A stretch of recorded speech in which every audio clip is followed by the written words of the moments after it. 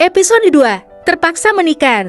Pesta pernikahan berjalan dengan lancar, tapi kedua pengantin tidak berada di pelaminan karena William kondisinya masih belum begitu stabil dan memutuskan untuk langsung masuk ke dalam kamar setelah akad. Meskipun kecelakaan itu sudah terjadi beberapa bulan yang lalu. Tetapi kaki William sama sekali tidak bisa digerakkan. Setelah kondisinya membaik pasca kecelakaan, William sebenarnya ingin sekali sembuh dengan mengikuti terapi. Tapi karena Catherine semakin hari semakin menjauh, wanita itu merasa malu dengan keadaan William yang menggunakan kursi roda dan puncaknya yaitu kabur seminggu sebelum pernikahan. Tentu saja hal itu sempat membuat William drop parah dan mengurung diri selama 2 hari. Tetapi setelah sang ibu membujuknya, dengan sedikit ancaman-ancaman, akhirnya William mau menuruti permintaannya. Setelah pesta pernikahan selesai, Hanum yang sejak tadi sebenarnya menepi, karena tidak mau berbaur dengan keluarga besar melihat suaminya sedang memandang ke arah luar jendela. William terlihat sedang melamun dan asik dengan dunianya sendiri. Hanum berjalan mendekatinya. "Mas, udah lapar belum?"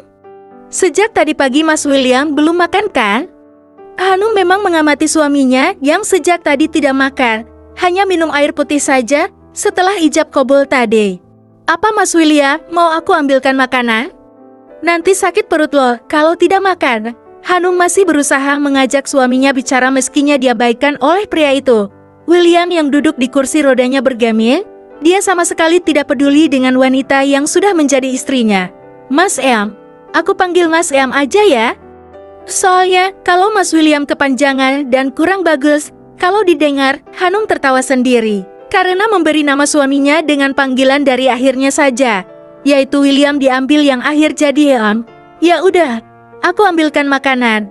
Kalau Mas Yang masih belum mau ngomong sama Hanum, gak apa-apa. Hanum ngerti kok gimana perasaan Mas Yang.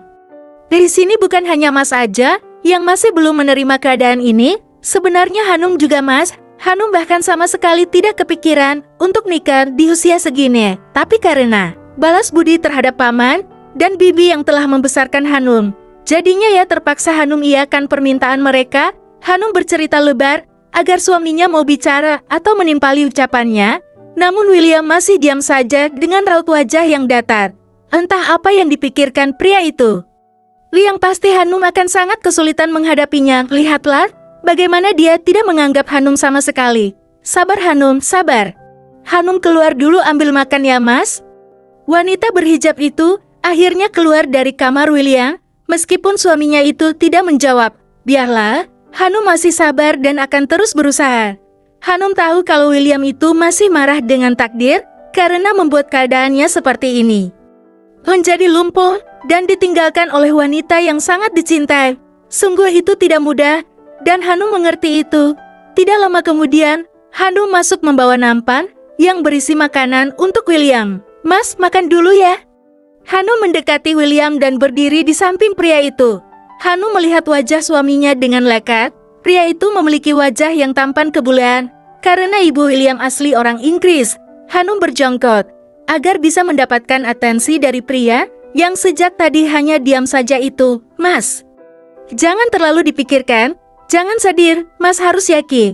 Jika Mas pasti bisa melewati semua ini, Mas pasti sembuh." Kali ini William sepertinya sedikit tersentuh atau tersentil dengan ucapan Hanum. Buktinya pria itu langsung menatap Hanum dengan tatapan tajam. "Pergi, saya mau sendiri dan jangan ganggu saya." Ucap William datar namun matanya masih menatap Hanum dengan tajam. Hanum sedikit tersentak ketika melihat tatapan itu. Dia pun langsung berdiri dan meletakkan nampan berisi makanan itu di atas paha William. Dikira aku takut apa? Halo, kamu tuh hanya cowok menyedihkan yang ditinggal tunangannya dan sekarang bersedih karena harus menikah dengan aku. Jerit Hanum dalam hati. "Sabar Hanum." William melotot melihat tingkah Hanum yang sangat berani menurutnya. "Apa? Masih mau marah?" "Iya." Hanum gak takut, tinggal bilang aja ke Bapak Sofyan Atmaja kalau putranya ini gak mau diladeni sama istrinya, terus aduin ke ibu negara yaitu Ibu Valeria biar terjadi drama lagi. Mas ini gak tahu ya kalau Hanum itu menantu kesayangan. Hanum berkacak pinggang. Apakah dia sudah kehilangan kesabaran? Tidak. Hanum melakukan itu sudah atas izin mertuanya. Hanum disuruh berani memarahi William kalau pria itu mulai melawan. Hanum masih sabar. Stok sabar Hanum banyak. Dia hanya harus bisa membuat William sembuh dan mau diterapi agar bersemangat untuk kembali ke kelurahan dan memimpin Atmaja Group kembali. William sedikit terkejut dengan tingkah Hanum. Ternyata gadis itu berani kepadanya, sampai mengancam dengan bawa-bawa nama orang tua. Menyebalkan batin William. Mau tidak mau akhirnya William memakan makanan yang ada di atas pangkuannya, dan hal itu membuat Hanum tersenyum. Hanum sudah berganti pakaian dengan piyama tidur. Dia belum pernah melepaskan hijabnya selama beberapa jam ini. Sepertinya Hanum tetap akan memakai hijab meskipun di depan suaminya. Gadis itu tidak akan memperlihatkan rambutnya pada William jika pria itu belum menganggapnya sebagai istri. Hanum bisa melihat William yang sudah berbaring di atas tempat tidur. Sepertinya pria yang sudah sah menjadi suaminya itu sangat kelelahan. Akhirnya Hanum memutuskan untuk naik ke atas ranjang karena dia juga sudah sangat mengantuk. Siapa yang menyuruhmu tidur di sini? Hanum terkejut mendengar suara William. Padahal tadi dia kira William sudah terlelap. Hanum ngantuk mas, mau tidur. Lagian kita tuh suami istri, jadi nggak apa-apa Dona. Kalau Hanum tidur di ranjang yang sama dengan mas, ujar Hanum. William membuka matanya dan langsung melotot tajam pada gadis itu. Aku tidak sudi berbagi ranjang denganmu, jadi sebaiknya jangan kau injakan tubuhmu di atas kasur ini. Tegar William.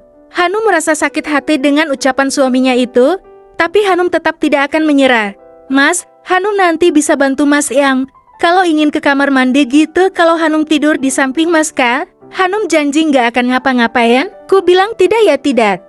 Jangan kira kamu bisa mengatur saya seenaknya saja.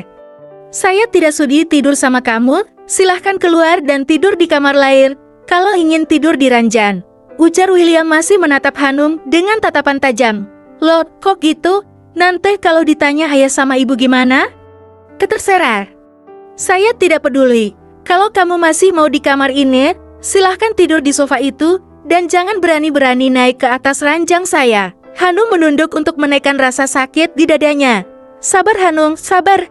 Hanya itu mantra yang selalu diucapkan oleh Hanum dalam hati. Akhirnya Hanum memilih untuk melangkahkan kakinya menuju sofa dan segera merebahkan diri.